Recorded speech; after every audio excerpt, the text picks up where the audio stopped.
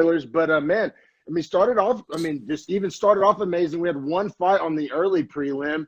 But man, it was a hell of a fight, and I think was closer than almost anybody expected. Way closer than I expected. Way closer than I think Vegas expected. For anyone that's wondering, it's Chase Hooper and Peter Barrett. What did he step in the cage at as a favorite? Minus 350, is that correct? It got down to minus 310. Oh, okay. So obviously some money was coming in on Barrett there late yesterday. Yeah, I also noticed got down to plus 250. That's what it was, 250. Okay. I also noticed they're doing DraftKings odds now for when they walk in the octagon, which I assume is just some promotion. Yeah, but they also mentioned William Hill too. Because that's the official ESPN sportsbook. It's so weird to me that they kind of go back and forth. Yeah, I saw that. They were definitely flip-flopping, trying to like make both sides happy, which, hey, I mean, you get your money, whatever, but how about pay some of it to the fighters? No joke, man. Man, I mean, we've done a few Chase Hooper fights now, and I don't know how I'm just now kind of hitting me that, like, Chase Hooper's 6'1" at featherweight. That's nuts. He's real skinny, too. Like, I mean, I know he's 21. He's going to fill out. I imagine he's a guy that can't continue to make 45. He's going to have to go up. Yeah, once he hits like 25-ish, he'll be a lightweight. But that's cool. That's even tall for lightweight still. But man, I'll say last night, definitely just was like kind of sobering moment for the Chase Hooper fans. Like, for sure. You know what I'm saying? Alarming a little bit. Which I thought maybe should have been already starting, because he's like, people like act like he's not coming off a loss. Now he's coming off a loss to a badass dude. Alex Caceres, but like, I mean, the way the hype train was being hyped up, you would think the guy was 7-0 or something. Right. And when he got 1-1. When he got signed to the UFC, I want to say he was 4-0. He signed a developmental deal where he had to fight 3 circuit fights in his region without losing, and then he would get a contract, right? So he went 2-0-1. So he was 6-0-1 when he came to the UFC. Then he got so he started 5-0. But anyway, came to the UFC at 7-0-1, got his first win. Then took that L, and then got back in the win column last night. Yeah, and I mean, I'm not trying to shit on him. I want to see this kid be a success, but you know what I'm saying? Just like, I feel like the hype train was like a little out of control on Chase. Oh, it was way out of control. Way out of control. In Vegas, obviously, drink the Kool-Aid too. You know what I'm saying? And we did too. I mean, we thought this was going to be a runaway landslide, but man, Peter Barrett fucking got off the bus, didn't he? Yeah, and his takedown defense looked tremendous. I mean, aside from Imanari rolls, which it's hard to defend those to begin with, but those were amazing. By the way, we'll get to the third round whenever that happened, but my goodness, did you score either of the first 2 rounds for Hooper in any way? I gave round 1 to Hooper. Okay, I was really close on that round. And it's crazy because Rogan and the guys, and obviously Rogan knows striking. I would never like call that into question, but I'm saying they were just like dog shitting on his striking. But I actually thought his body kicks in the first round, like that's mainly the reason why I gave the first round to Hooper. I thought those body kicks were pretty goddamn nice, and then he got the takedown late. So yeah, I gave round 1 to Hooper, and then each guy kicked each other in the dick. First round. So dude, there were some hard kicks too. Like those did not look pleasant. Went on. Do you think that was like an omen? Like, honestly, yeah, man. I mean, man, I don't want to give away who got kicked, but in the title fight, that was maybe the hardest nut shot I've seen in the UFC. Yeah, definitely set the tone to say the least. But yeah. So you gave round 1 to Barrett, it sounds like. I was really 50-50. I did give it to Barrett, but honestly, if I watched it without the commentators on, I might not have done that.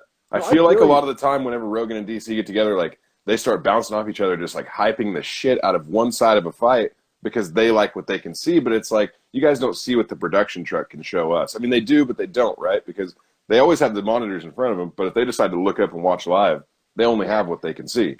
They definitely get this group thing going, which a lot of times it's a lot of fun and a lot of times makes for great television. However, sometimes I feel like it doesn't accurately represent the fight. Because like I said, like if you were only listening to the audio, like if you were blind and you were just literally listening to them like do the play-by-play, you would think that Hooper was just like utterly just like trash. Like just getting teed off on like he had no shot. they were just like literally roasting the fuck out of his strike game, like to the point where I thought it was a little like disrespectful. Like Schaub always talks about how Snoop Dogg got fired after 2 fights because he was like not respecting like the risk that the fighters were taking. And I know Joe and DC know firsthand more than anybody how much these fighters put on the line, which is it took me off guard. He's like, I'm a huge Joe Rogan fan, about as big as a Joe Rogan fan as they come. And also I'm a big fan of DC. And like I said, I'm not trying to be too hard on them, but I just thought they were kind of a little out of line. Like maybe they had a drink beforehand, or I'm not sure, but like I just didn't feel like it's accurately represented. I felt like they were coming at Chase Hooper a little sideways, and almost from the perspective of he's 21. He really has this one skill set that's tremendous, but does he have any other skills? And like I think they were waiting themselves, like they'd had a conversation like, is Chase Hooper going to prove us wrong tonight? And then when he didn't, they was just like a shitstorm. Like they were like, oh yeah, it's exactly what we thought, blah blah blah. And like it almost felt like that, right? Like they had a preconceived notion that he wasn't going to be able to strike, and then when he showed that his striking game was still pretty rudimentary, they just jumped on. Yeah, no, it was weird. It was really weird, especially to hear them talk about a minus 310 favorite that way. And it's not like Peter Barrett's some fan favorite. Like it's kind of a random guy. Like I don't know. I couldn't really make sense of it. But man, how'd you score round 2? So 2, I definitely gave to Peter Barrett. Me too. I thought he opened up his game a lot more. And I thought Chase Hooper, slippery Pete. Great. I felt like I hate the stars on the shoulders, but I liked the rest of his tattoos. Like I didn't hate the slippery on the chest. I didn't hate that. Oh man, that'd be so funny to look down and see like, what is that? That's hilarious, man. But yeah, those leg kicks had Hooper in trouble. In Dude, round 2. his right leg was chewed up to the point where he had to switch stances, and he has no striking capability out of his opposite stance. Yeah, that's when you really saw him get exposed, honestly, last night. Yeah, man. But like right whenever like you know it wasn't looking good for Hooper, and and everybody watching is like, if Hooper doesn't get a sub, this fight he's not going to win it. And everybody knew it going into round 3. Everybody knew like Hooper's not about to win this round on points, and B, he's not going to knock him out. Like literally it was get the sub, pull a rabbit out of the hat, get the sub or lose. And God damn it, what a rabbit did he pull out of the hat with those Imanari rolls. Dude, shout out to the person that just joined, 3-piece in a soda. SYLM. I think that might be Jay, but that's awesome. That's Jay's new Instagram. I love that. Yeah, that's a badass. That's a badass handle. Hell yeah. Sorry, back to what you were saying. So you're exactly right. Like Peter Barrett knew it, Chase Hooper knew it, the commentators knew it, we knew it. Like it wasn't a surprise that he was going to go for a submission. What was a surprise is how he did it. That shit was slick. Really the only way he could have done it, because his traditional takedowns were not working at all because of the lack of striking threat. Like he could just be prepared for him. And Barrett, you could tell, obviously drilled hella takedown defense because he knew he was fighting Chase Hooper. Sorry, my phone is hell away from me. I can't even see that. But, Jay's just talking about Chimaev getting called out after. We'll get to that later too, Jay. We're big on that. You know the Beefy Boys are big on that train. Oh, speaking of Chimaev, bro, I had like a proud moment. I was like trying to type sesh when I was posting like my snowboarding videos from yesterday, and my phone auto-corrected sesh to smesh. And I was like, oh, I am very proud of myself. Damn. I mean, that's yeah, I don't know. I don't know. My that's your phone. That's your phone learning, bro. That's crazy. Definitely, man. But man, so yeah, man, those Imanari rolls, I mean, you don't see them every day. And like I said, these traditional shoot takedowns weren't working, single or double leg. It wasn't really happening. And man, he just pulled a rabbit out of the hat. There's really no other way to put it. Like he just pulled it out of thin air, snatched victory out of the jaws of defeat, man. And he got the heel hook, but the transitions were beautiful. Beautiful. At first, it was like an ankle lock. And then he realized he wasn't going to get it with the position of his leg, so he switches the foot to the other side, puts it behind him. And as soon as he got his chest open back up to free his arm to go underneath the other side of the heel, it was over. I mean, inverted heel hook, but what a sick transition and setup, man. Well, it's just so crazy how like there's like the word athleticism is so broad, and I feel like can be misrepresent things, like because it's like different guys' athleticism shines in different moments. Like when they were standing in kickboxing range, Hooper looked like unathletic as fuck. Right. But then when he jumps in and like does this like body varial midair and like lands on these dudes' knees. Like he did it twice. Twice. And it Twice. looked like so athletic. It was like a professional diver or some shit. Just like the way he just like he like literally like body varial and just like landed upside down. And on the first one, that he didn't. The time ran out obviously in the round, but he was getting close on that one as well in the second round. He set that up with a calf slicer transition into a knee bar. It was just like, holy shit, Chase Hooper.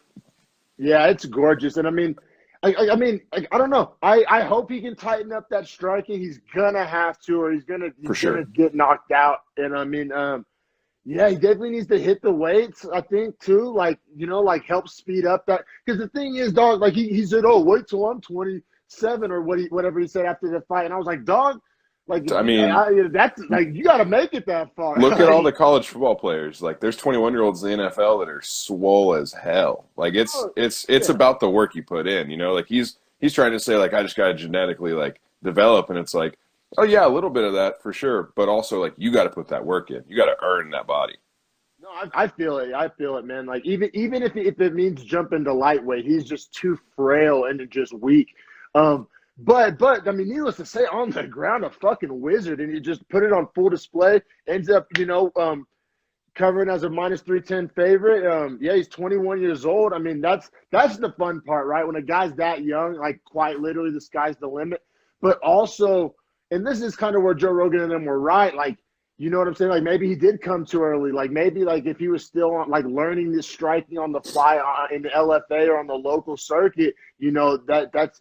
But trying to learn striking, like fighting UFC, world class, like you don't learn once you're there. Essentially, like you either have it or you don't. I mean, it's hard. I mean, good luck, Godspeed on that journey, brother. But I mean, I really do hope that we watch. It's like an Oliveira situation, and 10 years from now, we're still watching Hooper, and he's still young, and like, you know what I'm saying, like But a lot of times those young guys, it's hard to even make it that far. They have to go away and come back. But I'm not wishing that on him. And I mean, obviously he's dominant in one specific area. But I mean, the matchmakers are gonna start throwing him strikers. You already know, right? Oh yeah, unless they're trying to throw him a bone. But I mean, I feel like if you're a matchmaker after watching that, you got to throw him a gnarly striker, right? Well, and Dana addressed the idea. One of the reporters asked him, "Do you agree with Rogan in DC saying that maybe he came here too early, blah blah blah?" And Dana said, "Look, he's going to have to go work on his striking because essentially what Dana said is you can keep winning fights, but it's going to be the same end of the road as Ortega hit, which is you have to be able to defend yourself. You can't take damage like that because when you fight a monsterful striker like Ortega versus Holloway, you just saw him get pieced to shit. And it's like that's going to happen to Chase Hooper as well unless he works on his striking defense at the very least. No, I feel you. Yeah, it's definitely not the back in the, Hoist Gracie days anymore. You know what I'm saying? Where you can only do jiu-jitsu. You know what I mean? It's just the game's evolved. But yeah, man, we'll keep it pushing. And man, even though it kind of came down their road, like the combination of Anik, Rogan, and DC really is like fun. Like I think it's the best. Yeah, it's fire. You know what though? As far as like accurate fight description, I may take Felder over, but not like entertainment value. You know what I I'm agree. saying? I agree. Like DC is one of the boys, but like Felder gives. Also, Dominic Cruz gives insanely good fight breakdown, and he also is down to argue with those other guys, which I appreciate. Like he'll say something to Rogan like, "No, I disagree. It's this," or he'll say the same thing to DC. So I respect that Dominic Cruz at least will come with a different approach or perspective at times. Yeah, I feel you instead of just piggybacking. Yeah, for sure. But I mean, I love most of the guys that they do. But yeah, when Anik, Rogan, and DC get together, it's like a broy vibe. You know what I'm saying? Yeah. Man,